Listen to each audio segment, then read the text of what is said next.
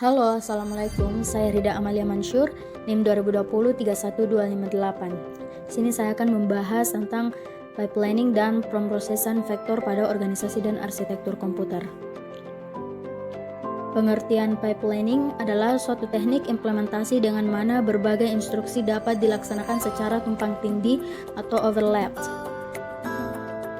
Untuk penjelasan dan deskripsi pipelining adalah salah satu cara yang paling sering digunakan dalam parallel processing. Sebuah operasi dibagi menjadi sejumlah suboperasi elementer, kita namakan K. Kemudian kita membentuk sebuah sistem dengan banyak stage sebesar K dan mengeksekusi suboperasi tersebut pada setiap stage satu demi satu. Pipelining adalah suatu teknik instruksi yang digunakan dalam desain komputer dan perangkat elektronik digital lainnya untuk meningkatkan instruksi throughput, jumlah instruksi yang dapat dijalankan pada waktu yang sama.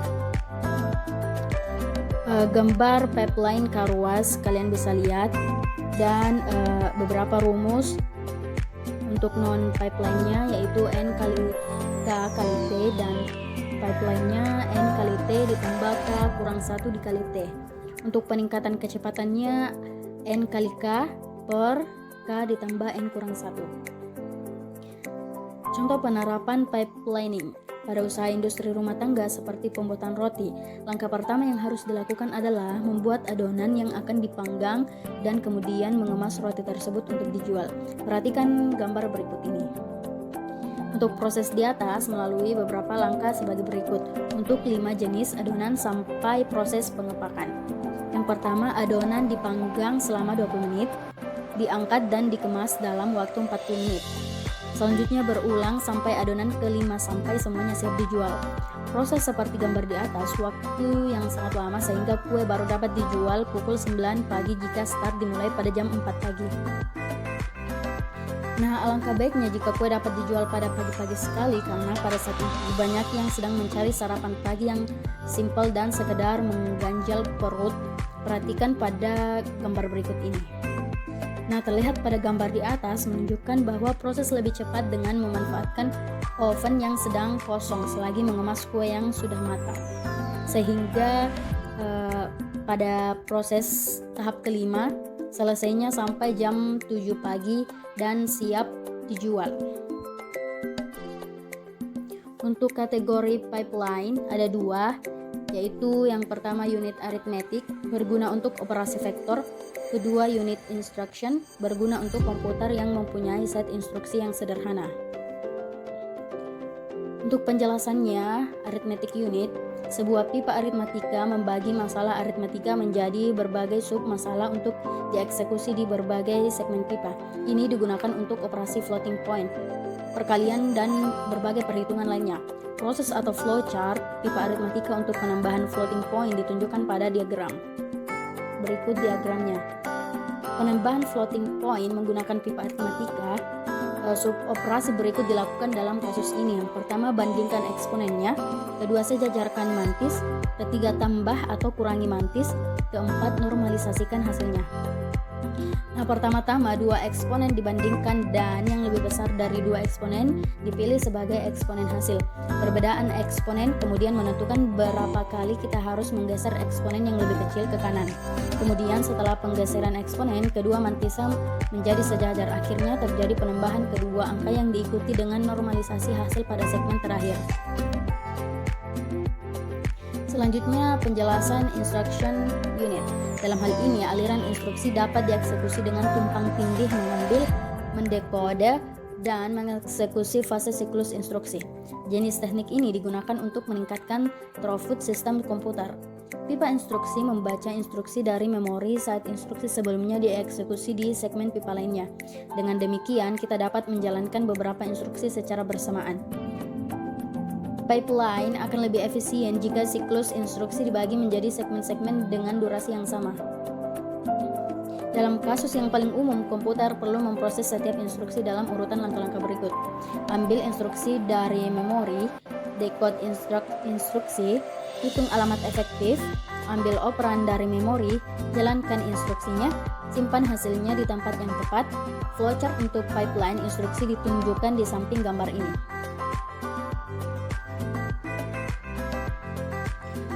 Selanjutnya, pengertian pemrosesan vektor. Prosesor vektor atau prosesor array adalah CPU yang mengimplementasikan set instruksi mengandung instruksi yang beroperasi pada array satu dimensi dari data yang disebut vektor. Untuk penjelasan dan deskripsi pemrosesan vektor, yaitu sebuah vektor adalah kumpulan sejumlah n elemen yang berurutan. Jumlah elemen tersebut n disebut panjang vektor. Suatu operasi yang bekerja pada paling sedikit satu operan vektor disebut sebagai instruksi vektor. Salah satu keuntungan utama pemrosesan vektor adalah bahwa tidak dibutuhkannya mekanisme pengendalian loop.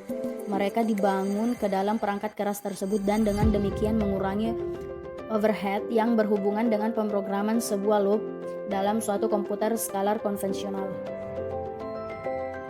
Contoh penerapan pemrosesan vektor, anggaplah X 253 dan Y 164 merupakan dua buah vektor, masing-masing mempunyai panjang 3. Kita dapat mendefinisikan sebuah operasi vektor ADDV ABC, di mana untuk setiap I, tambahkan elemen AI dan BI pada vektor A dan B, dan simpan hasil penjumlahannya dalam CI pada vektor C. Karena itu, pelaksanaan ADDV XYZ akan menghasilkan vektor Z 3, 11, 7. Dalam contoh ini, X, Y, dan Z merupakan operan vektor untuk instruksi vektor ADDV. Perbandingan pemrosesan vektor dan pemrosesan skalar. Perbedaan utama antara sebuah instruksi skalar dan sebuah instruksi vektor adalah cara memerinci operan-operan tersebut.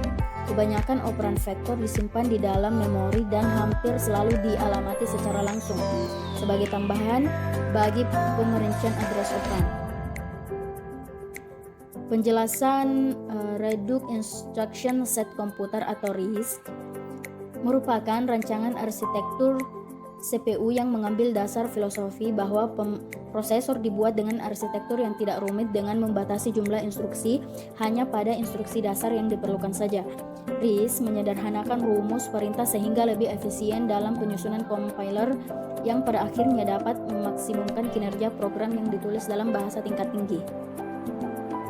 Selanjutnya, elemen penting RISC. Ada beberapa elemen penting dalam arsitektur RISC, yaitu yang pertama set instruksi yang terbatas dan sederhana, kedua register general purpose yang berjumlah banyak atau penggunaan teknologi compiler untuk mengoptimalkan pemakaian registernya, ketiga penekanan pada pengoptimalan pipeline instruksi. Ciri-ciri RISC. Yang pertama, instruksi berukuran tunggal. Ukuran yang umum adalah 4 byte.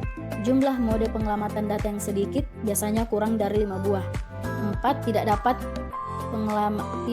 terdapat pengelamatan tak langsung. 5. Tidak terdapat operasi yang menggabungkan operasi load atau store dengan operasi aritmatika. Pipelining pada RISC. Terdapat berbagai macam instruksi pada register to register. Siklus instruksi memiliki 2 fase. Ada I atau instruction fetch, yaitu pengambilan instruksi. Ada E, execute melakukan operasi ALU dengan register input dan output. Selanjutnya ada operasi load dan store, memiliki 3 fase. Yang pertama instruction fetch, E, execute menghitung alamat memori, D, memori operasi register ke memori atau memori register. Selanjutnya optimalisasi pipeline, percabangan yang dikenal delay branch. Yang pertama, tidak akan ada efeknya sampai suatu eksekusi instruksi selesai. 2. Instruksi percabangan akhirnya mengalami delay. Penjelasan pemrosesan paralel. Parallel processing merupakan salah satu teknik yang digunakan dalam komputasi, yaitu teknik yang menggunakan 2 atau lebih prosesor dalam melakukan komputasi dan dilakukan secara bersamaan. Komputasi adalah suatu aktivitas perhitungan atau pemecahan masalah. Klasifikasi pada arsitektur komputer paralel. Klasifikasi Feng, Seung Feng 1972 menyarankan pengklasifikasian arsitektur komputer atas tingkatan paralelisme mereka.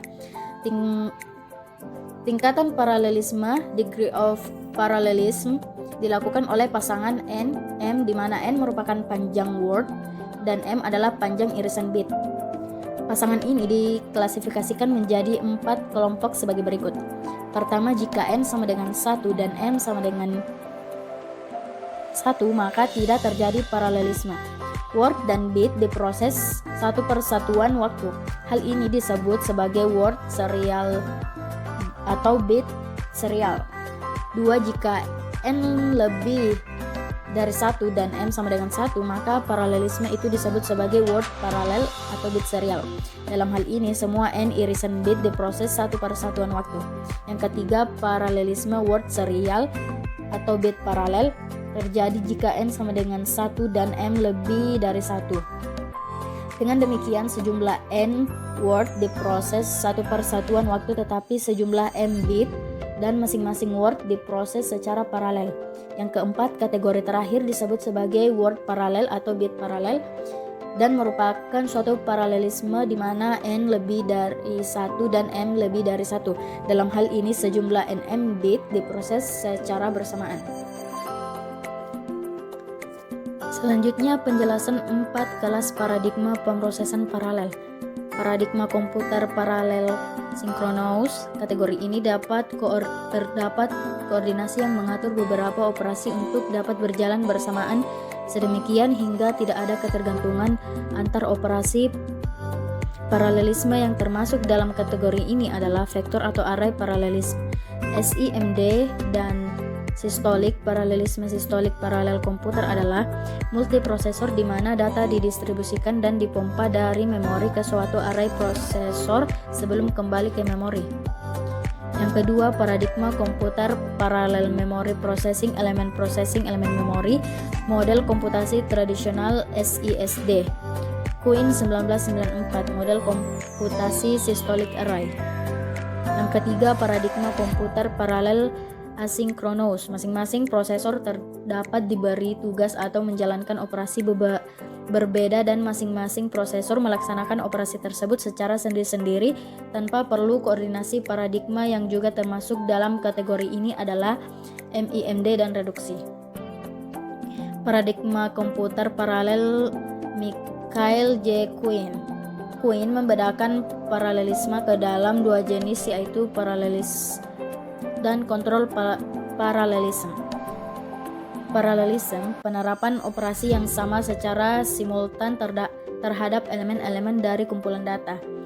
Kontrol paralelisme, penerapan operasi-operasi berbeda terhadap elemen-elemen data yang berbeda secara bersamaan. Pada kontrol paralelisme dapat terjadi aliran data antar prosesor-prosesor dan kemungkinan terjadi aliran data yang kompleks atau rumit. Sekian, terima kasih. Bila ada salah kata mohon dimaafkan. Wassalamualaikum warahmatullahi wabarakatuh.